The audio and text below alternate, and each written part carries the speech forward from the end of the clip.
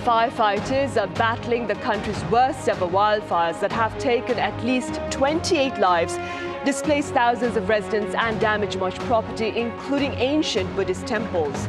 We cover this tragedy and more with members of the foreign media today.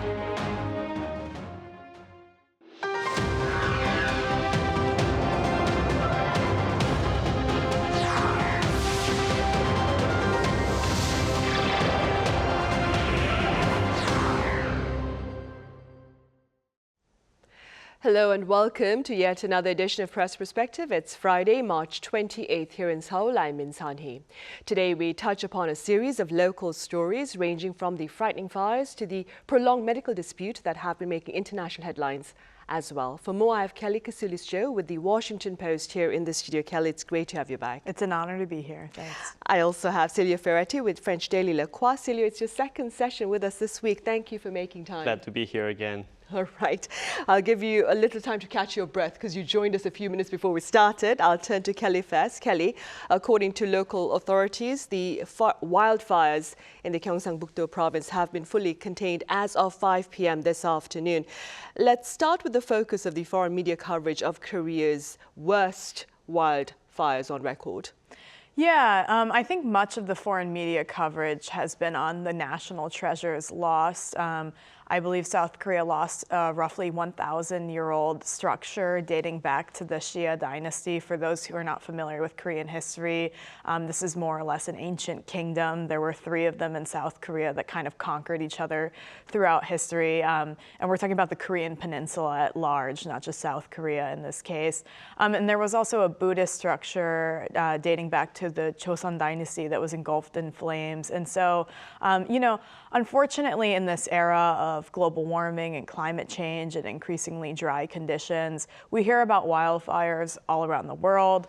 We saw the Los Angeles and Palisades wildfires, which were extremely devastating as well. And so the foreign media has been more so focused, I think, on these relics of history that they will no longer be able to see if they visit South Korea. And in general, I think there's this sense when we lose major structures like the loss of Notre Dame in France, these things are very publicly mourned on an international scale. And so these fires in South Korea, they're mostly in the south and southeast. And as you mentioned, in North Gyeongsang province, it's fully contained. I believe the others are all over 90% contained. But it's just been a very big story globally. I mean, 28 people have died, including several firefighters. Tens of thousands of people are displaced. They're mostly elderly people who have now lost their homes, their livelihoods, their retirement plans. Tens of thousands have been evacuated as well. And I think the latest figure suggests that about 67,400 soccer fields worth of territory has been essentially charred, and the agriculture ministry is going to look at how this is going to affect things like crop and food prices in the future. Right, indeed.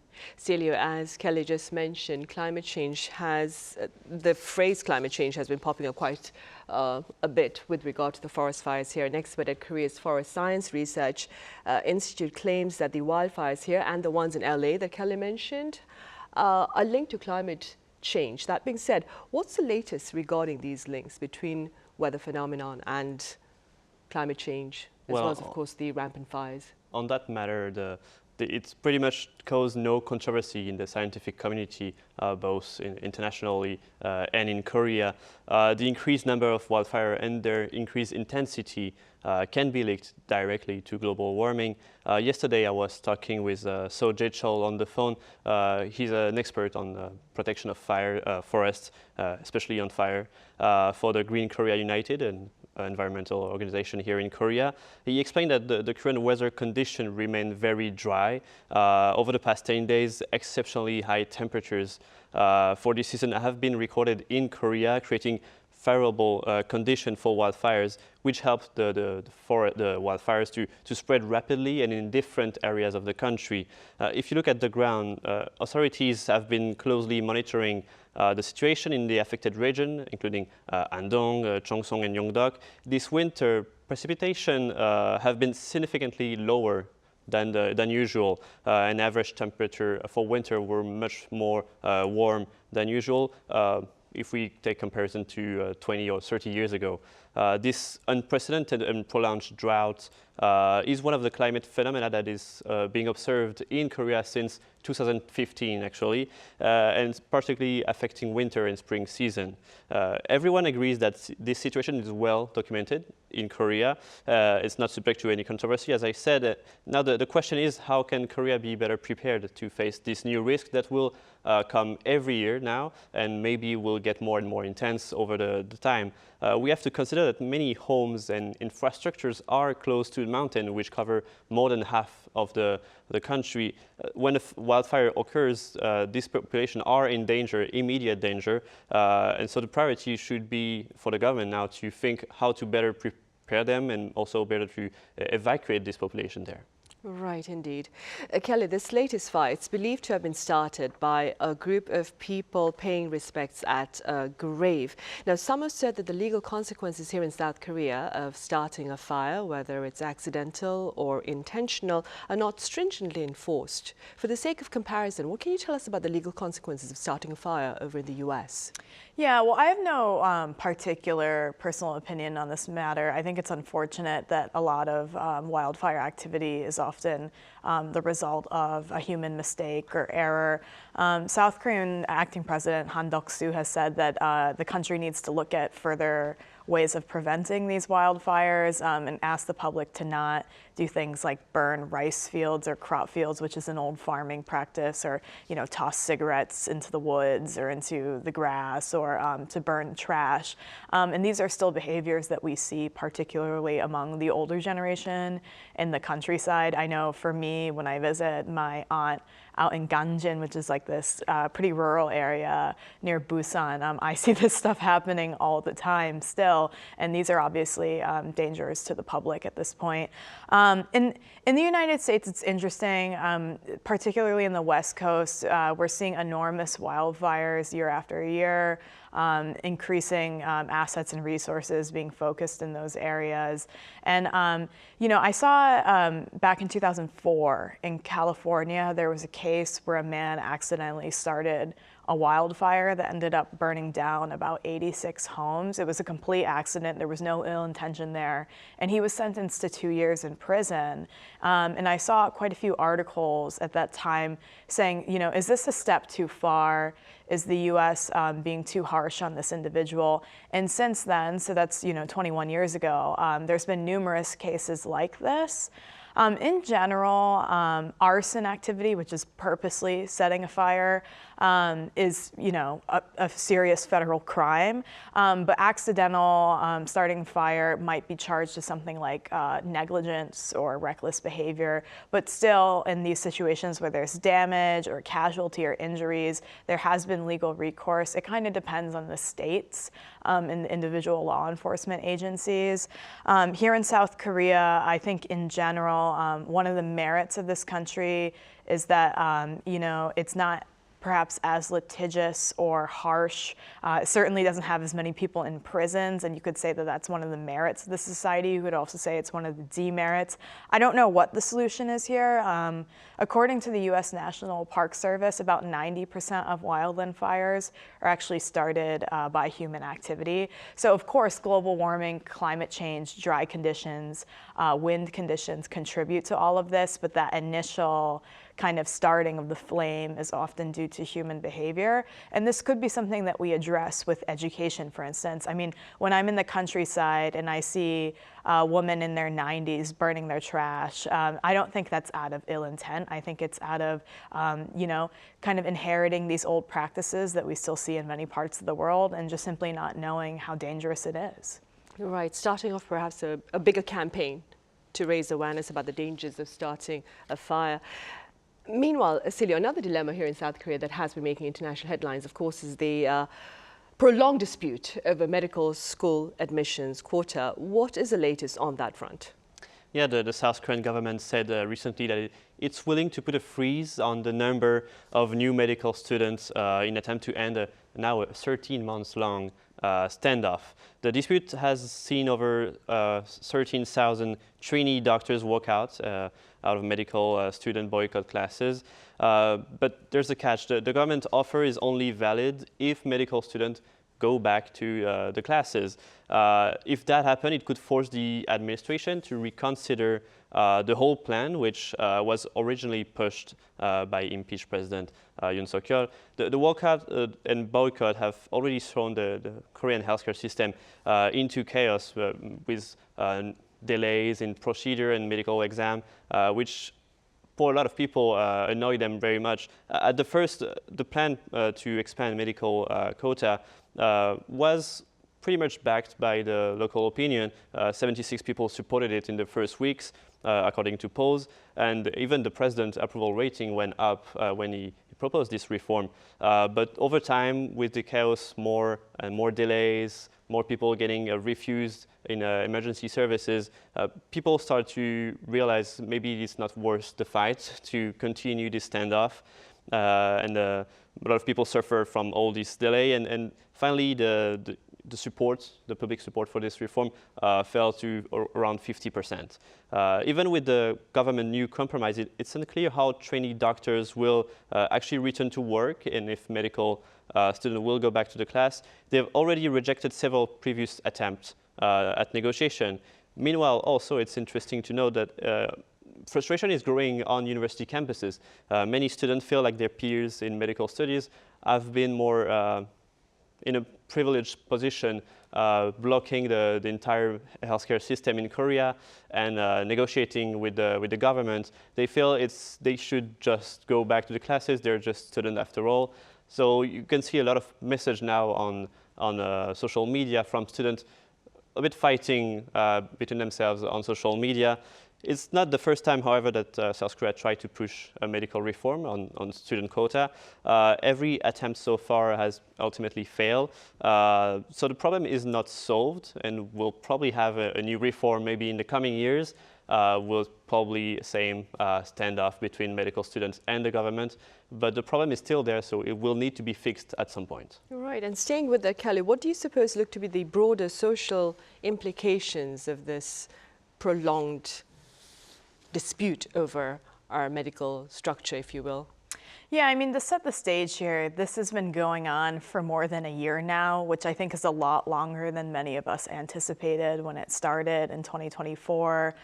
South Korea has one of the worst patient to physician ratios in the OECD, and that's really saying something. I mean, in the United States, for instance, there are entire states where there's not a single general practitioner doctor available for an appointment within a year. So, I mean, we're dealing with a medical crisis in the United States, forgetting the whole health insurance and affordability issue.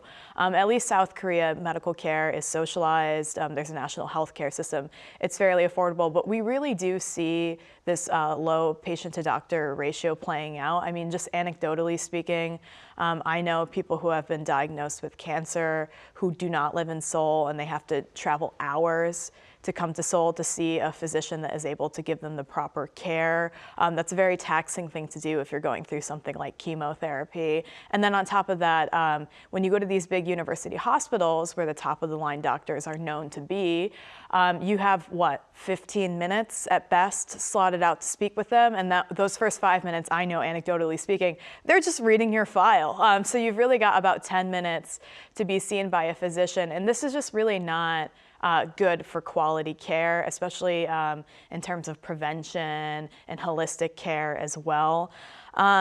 I think the other issue that we're dealing with here, again, to compare it to the United States, is this idea that residents and doctors are overworked, undercompensated, and not treated well is not unique to South Korea. There have been smaller scale resident strikes or talks of resident strikes in the United States as well.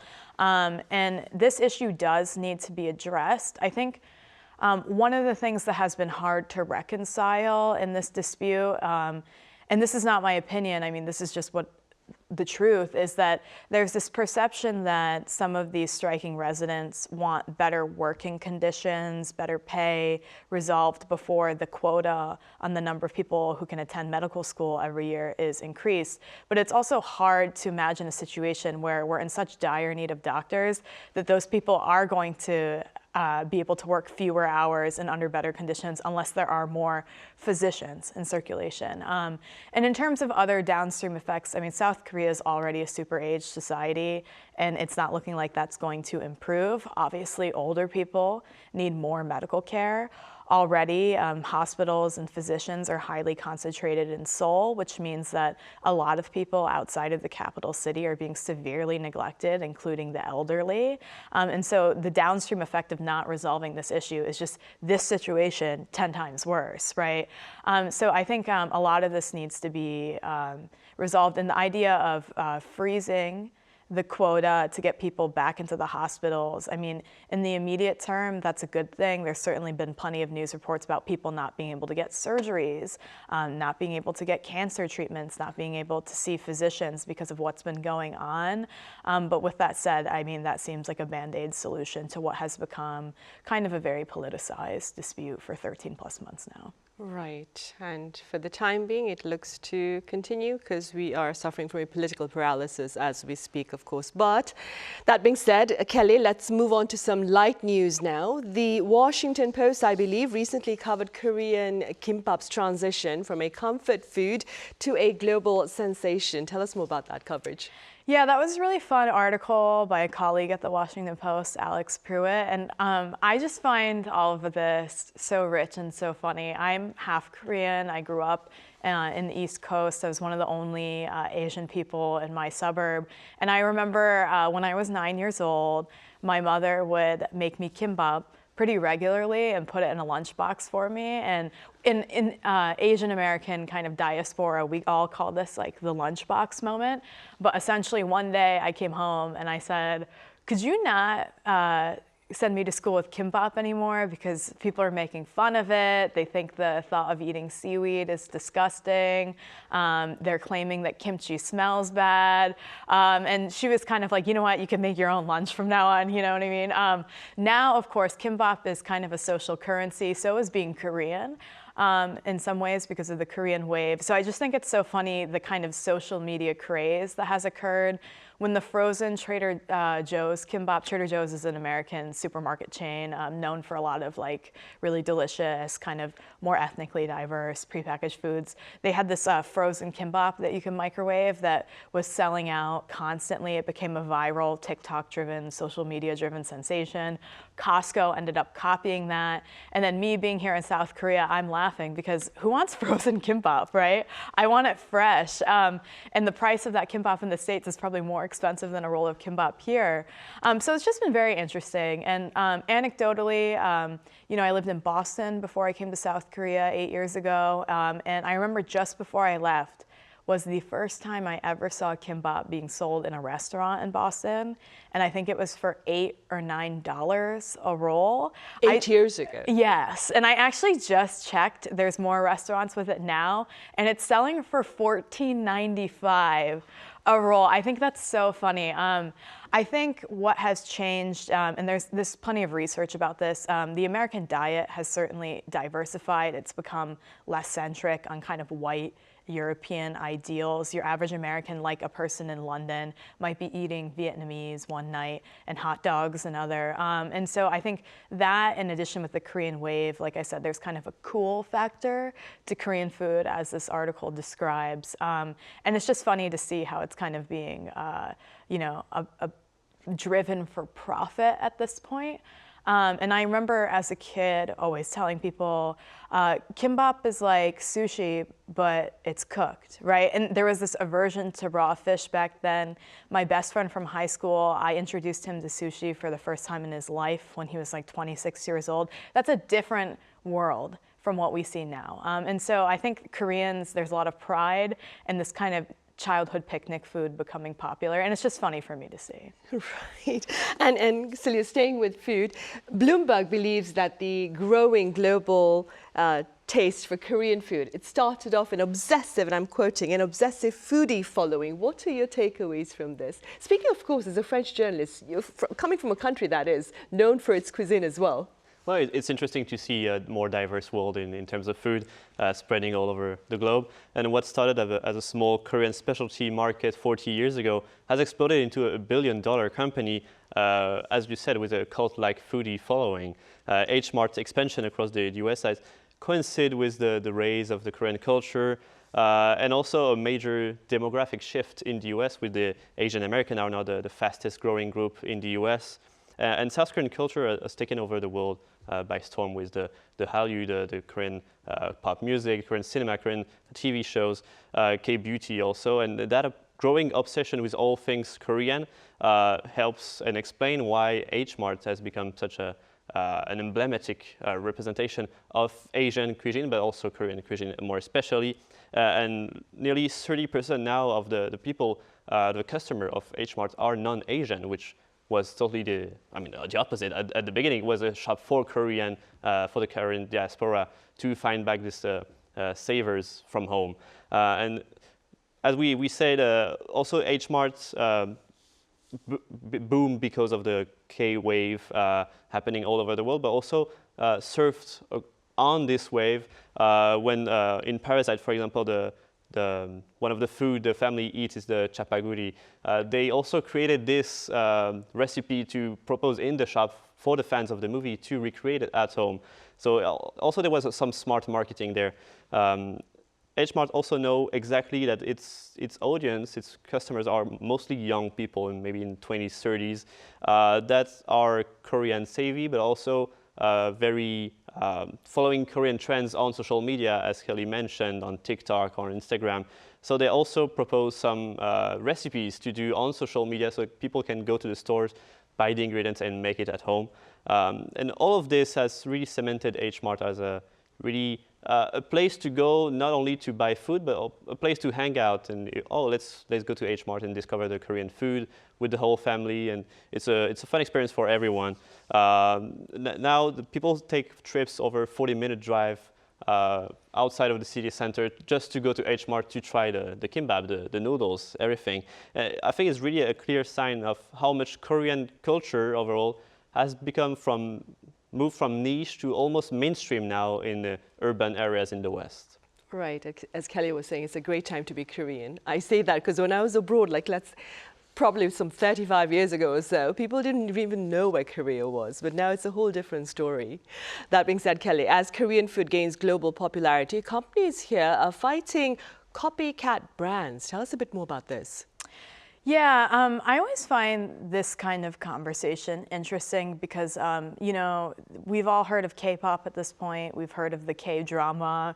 The Korean wave is a well-coined term. And then I noticed in the last couple of years that Korean media and the government's trying to push K-food, which I think is just funny. We're trying to slap a K on top of everything. And at the time, I kind of maybe rolled my eyes a little bit. But I think that term is pretty much solidified at this point. I read that just in the last year, South Korean food exports have increased 6% to a $13 billion industry. I mean, that's certainly significant. So now it's going from, something that is kind of a point of national pride to also a serious market. There's been plenty of controversy in the past among South Koreans about Chinese companies making and exporting kimchi. If you go to an American grocery aisle and you're trying to follow a recipe you found on the internet for some kind of Asian stir fry, and you see 18 different kinds of soy sauce, one's Japanese, one's Chinese, one's Korean, you probably don't know what to do, what country that originated from, and what to go with. And so I think what we're seeing is these counterfeit products that are very similar looking to the Korean type branding selling abroad. Whether it's a good thing or a bad thing, I mean, I think from the South Korean perspective, it's certainly considered a knockoff and a threat to companies like Nongshim or Samyang Foods. But I mean, we see this all the time, right? I mean, if you go to GS25, the Korean convenience store today, you can buy a Kit Kat, or you can buy that other thing. It's called like a kicker or something like that. I mean, every time do you buy gummies, do you get Haribo? My significant other's from Dubai. He rolls his eyes every time he sees Dubai chocolate for sale here, and he brought me the real thing from Dubai, and they are completely different foods. And some Korean companies have kind of tried to copy some of the branding there, but they're just very different products. So, I mean, if you're a foodie, maybe you care about things like authenticity. From a Korean government perspective, I can see how when you're in an export-driven economy, this could be a serious threat. But I don't know how you really control something like this other than pursuing maybe intellectual property type lawsuits for trying to copy, say, the mascot of 불닭볶음면 or something like that.